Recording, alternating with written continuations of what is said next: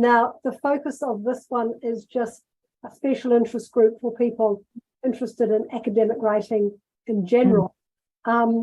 So I would certainly invite other people to either share resources or just tell us who they are and where they are from. I can see we've got some new people joining. So can people just turn on their cameras and smile to begin with at the very least? And then I guess just briefly, if we go round, Liz, welcome. Do you just want to say either what brings you here or what you'd like to share in terms of the thing? Hello everybody, I'm Liz from ARDA.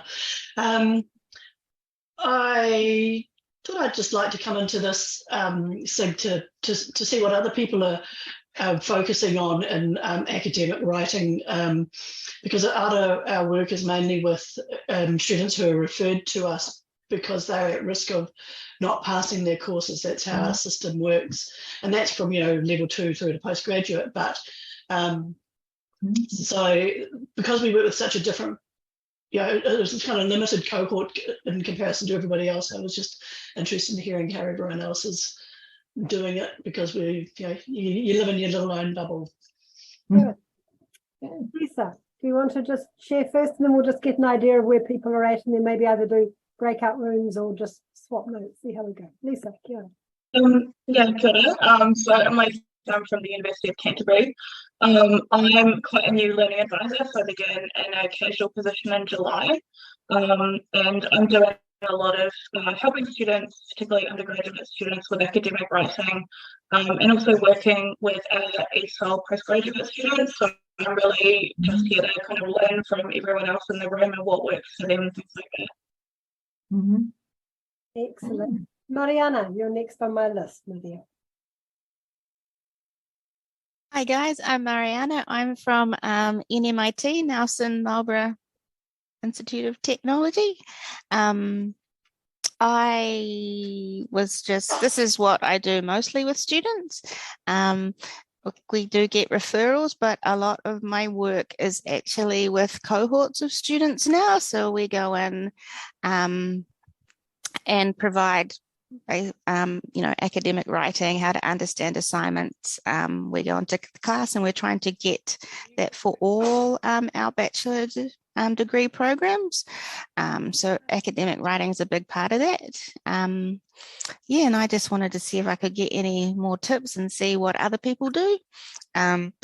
The running group stuff has worked really well for us, just to get the basics to all students, and we've seen an increase in cohort kind of academic quality, I guess.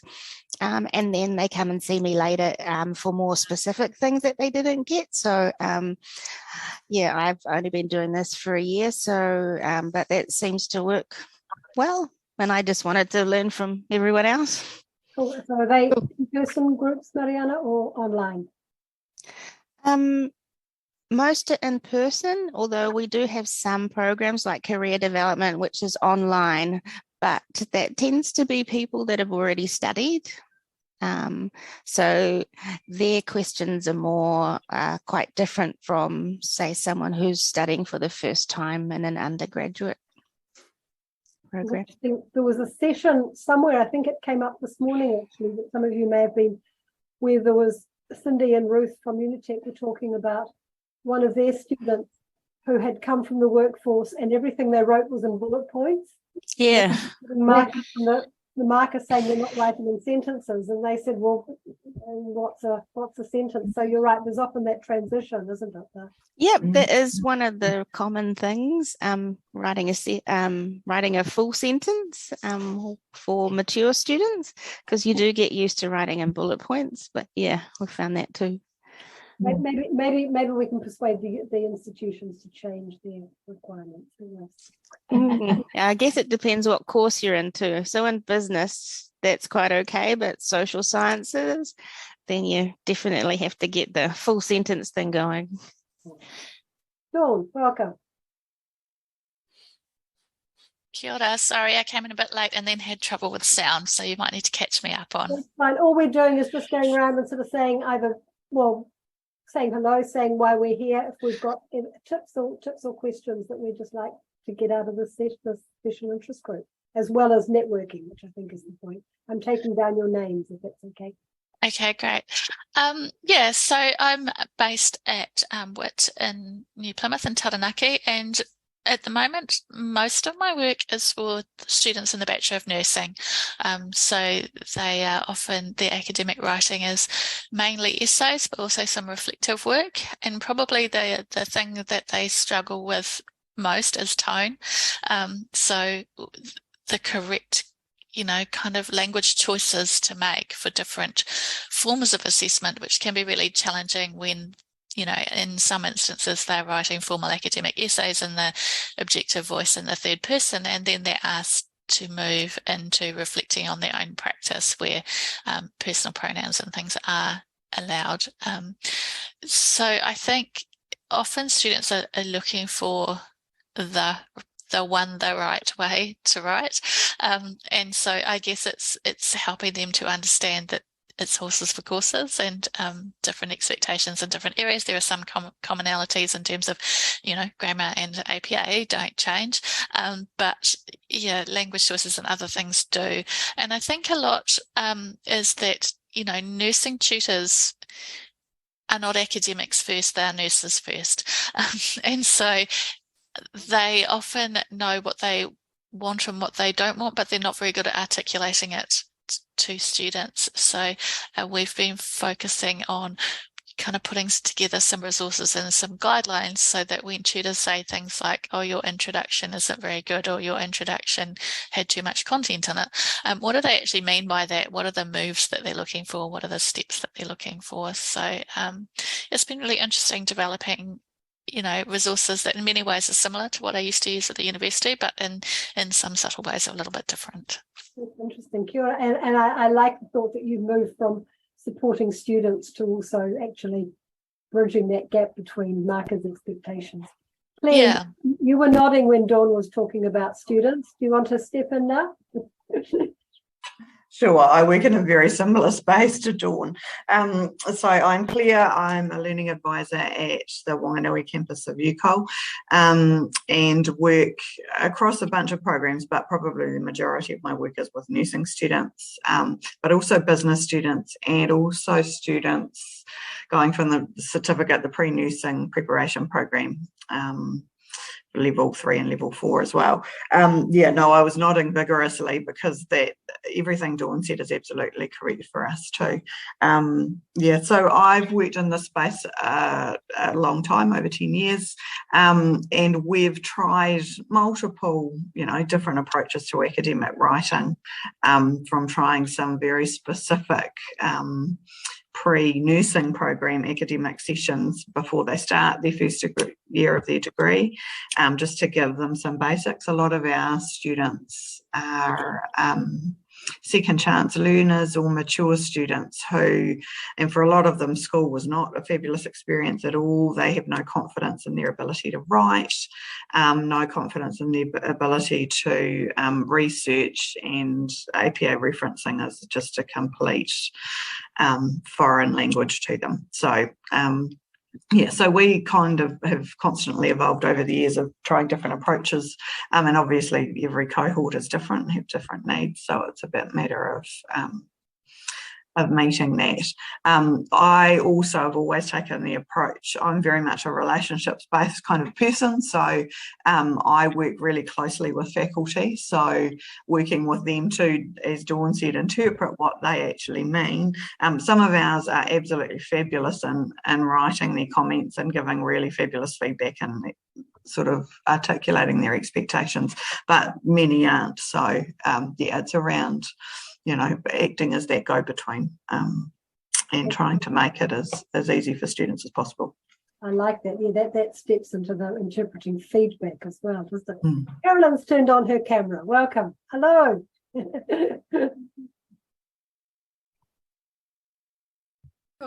Sorry, I had my slidey thing across. I'm a academic learning advisor down in Otago, in Dunedin, based in Dunedin, and I'm enjoying hearing these ideas. I'm reasonably new to the role. Come from a primary teaching background, and one of the struggles we have, we tend to work with students right across all programs, There's 5 of us that do the role that I'm in.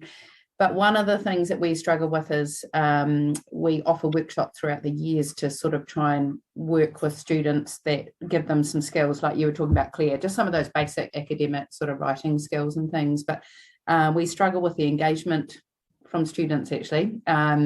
So it would be good. I don't know if anyone's got any magic fixes. We've tried, we've even asked some of the design students here to give us some ideas around, is it the way we're promoting them? Is it they're too long? Is it they're not long enough? You know, like we quite often will get asked by lecturers to come and do them in a lecture room as well. But it's just a really a generalist type of overview to give them some of those basic skills. So I don't know if anyone else has had similar struggles or has found a way to sort of get those students engaged and sort of coming to those sort of academic writing workshops and things. So yeah, thanks for sharing, everyone. That was a question to the floor. I was about to pick on Michael because he's got his camera on, but you don't necessarily have to answer Caroline's question. But I would agree. We're often asked to do customized workshops or workshops for groups, and invariably it's the A students who come to the writing workshops. Michael, kia ora. Oh, cool. Yes. I didn't mean to draw attention to myself. I came in a little bit late, so I need a moment to sort of, get the momentum of the conversation. Yeah. Where are you at? I'm at Canterbury University. Although I'm currently at home, but yes. Lisa's colleague. Yes. Nice. Yeah, Kira. And I was thinking when we organize workshops, it's really good to use attractive topics. For example, demystifying your writing, blah blah blah, and give a description about what it's about. Just a short blurb, just to get students' attention. So that's what we've been doing recently. Yeah, and I think not trying to cover absolutely everything. So you just pick on perhaps little things that students might have difficulties with that you've noticed from your areas. One of the biggest thing I've been working a lot, like Dawn has, with nursing students, and the thing I found really, really helpful is if you can tie in with the lecturer or tutor and be part of the tutorial, then that's the most valuable thing, because you can call on their expertise, in the content area, and it also gives that kind of bit of focus, but it also gives that equality of what we can provide and builds those connections. And I certainly found that, because we have Waikato set up a nursing program, but a lot of the students who came had very little experience of kind of the academic way of doing things in New Zealand. Many were from India. And so that was just so valuable. And it gave us more idea about what we needed to put into our resources in student learning. Yeah. That's nice. And I can see that it makes sense for the students as well, because they can see the value in it, because it does directly relate to their courses. Thank you. What we've tried, and that's an age-old problem, Caroline, is trying to, get people attracted to your sessions. And we've gone from running very generalist sessions, not generalist sessions, but sessions that are open to everybody studying every program. But then the content that you're covering kind of needs to be contextual within so APA referencing for one program for nurses might look slightly different from an expectation that a business lecturer might have. It shouldn't, but it does. Or a hairdressing student or something. So we've moved towards more in-class sessions and almost like a just-in-time approach. So delivering it to them kind of as they need it, particularly for the first year. So students who are in their first year of their degree program, like nursing, we go in with their first assignments with the lecturer when the lecturer is giving the assignment out and talking through it. So we step it through and we talk about how they might approach and understand the question, what a structure might look like, the difference between reflective writing and writing in the first and third person. So we've found contextual approaches tend to work a little better, and also feeding them as they need it rather than offering them a whole lot of different academic writing sessions right at the beginning of the semester when half of them are like, oh my God, I'm so overwhelmed by being in this environment anyway, and then they've forgotten half of what you've tried to tell them at the beginning. So that's what we've tried. Nice. We tend to do the same too with nursing students in particular, because there's so many students. We do some embedded ones in the first year. But another thing we also do with nursing, and I'm just picking that up because many of you are working with these cohorts, because there's a number of students who don't pass those assessments, we've developed a kind of a two-pronged approach. One is that we run a resubmission workshop for all the students who are identified as resubmitting, so that they will have some support to write the resubmission.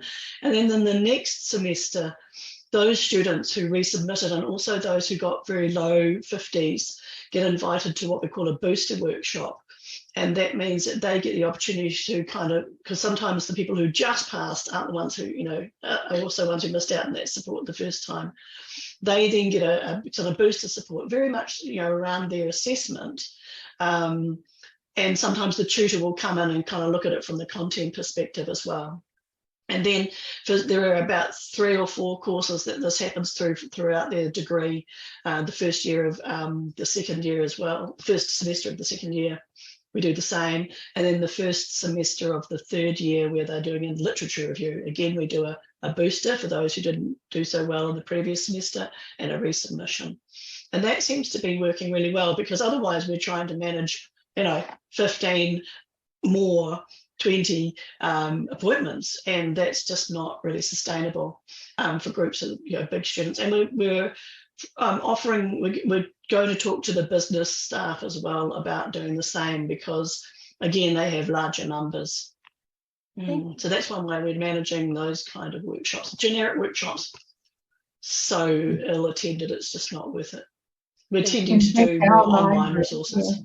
In fact, our library here is starting to give up on the idea of running face-to-face workshops and putting everything into little modules and podcast things for students can just dip into when they need them. Yeah. I think that's more appropriate for people to follow up. And if they want to follow up, then there's an opportunity to do that. Thank you. Catriona has her hand up, like a good person. Thank you. You've been waiting. Sorry, that's my first child characteristics coming through.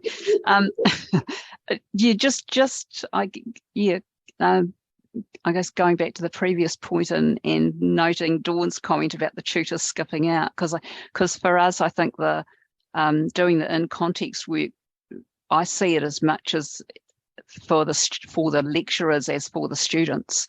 And so quite often, if the lecturer is there and engaged, you see them actually making notes and you think, great, they're internalising some of the language and some of the points. So I think that's a really important part of in context, is that you're working alongside those faculty colleagues and hopefully, they will then start mimicking some of what we're doing. The other thing which I think is interesting about generic workshops, we do still run generic workshops. They're incredibly successful for postgrads, because postgrads are really motivated.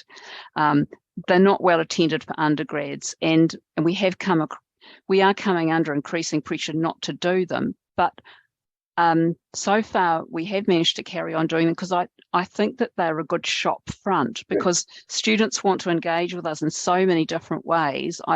That just saying, well, there will be a workshop on X, even if the students don't actually attend that workshop, it's another way in which we say to them, this is what we do.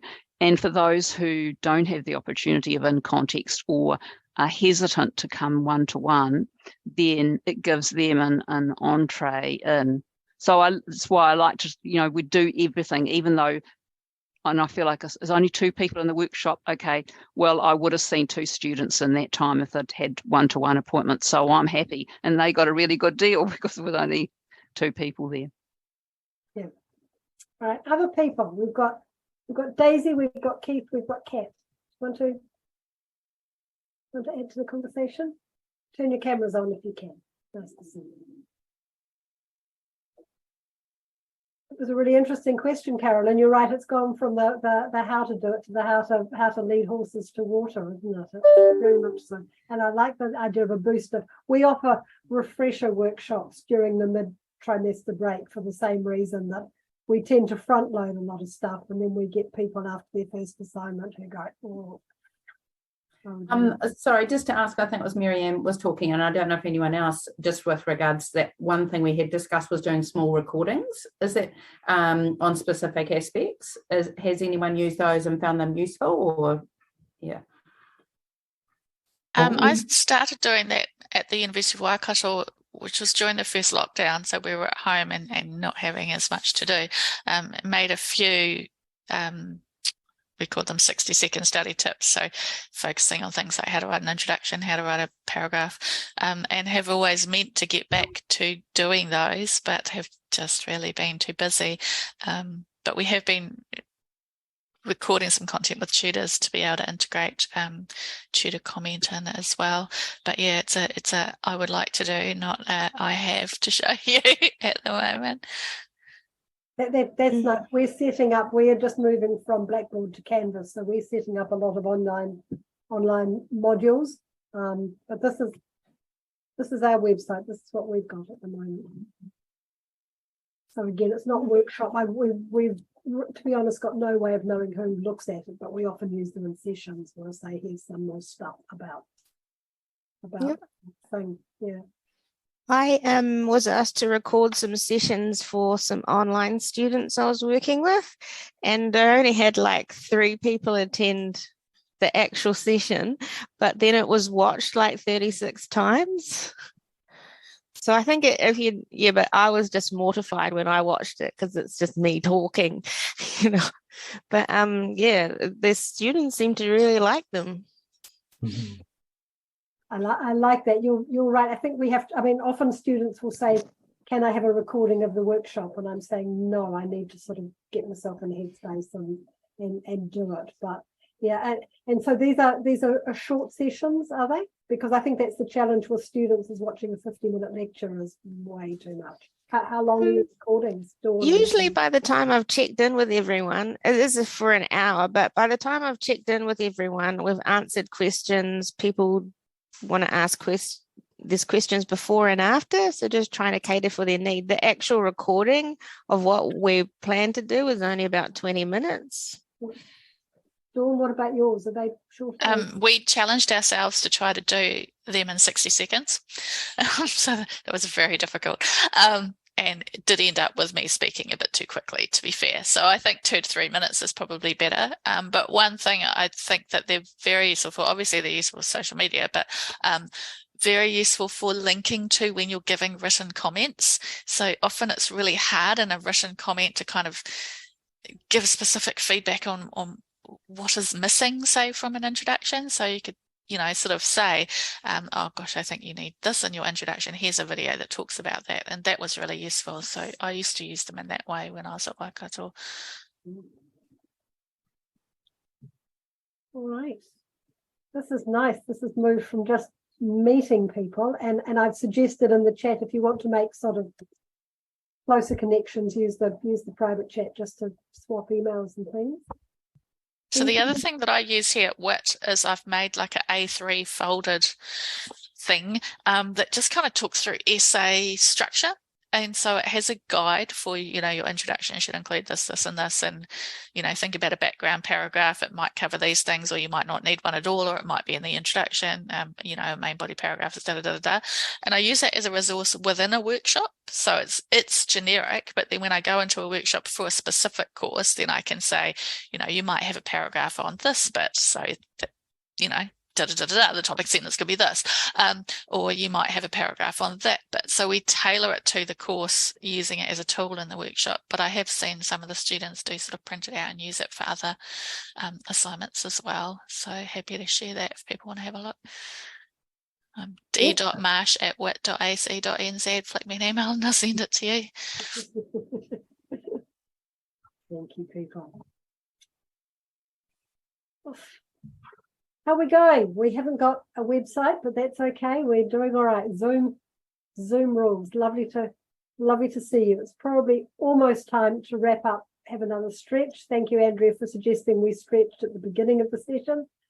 Stretch, have some lunch. We encourage you, if need be, to go to the coffee room afar, just to see what's going on there. Add your sort of details to the Padlet, just to get a feel for how we're going. To be honest, and this is just a personal thing, I went to an international conference last year, an online one, and they had a coffee room, and it was a Zoom room, and I went and there was nobody there, and I didn't go again. But this one so far does seem to be working quite nicely to make those connections. So as you know, it's been 4 years since our last conference because the biennial 2021 got postponed for some unknown reason.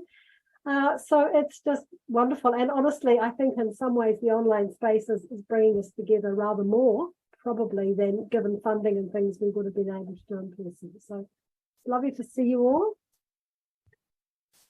Thank you for that, Dawn. Yes, the technology thing.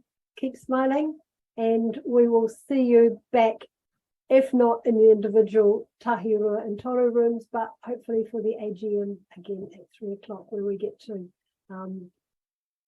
acknowledge our executive, acknowledge our life members, and there are a couple of documents we need your input on. Thank you. Thanks, Thanks, Steve. Thank you, everyone. Very useful. Thank you, everybody.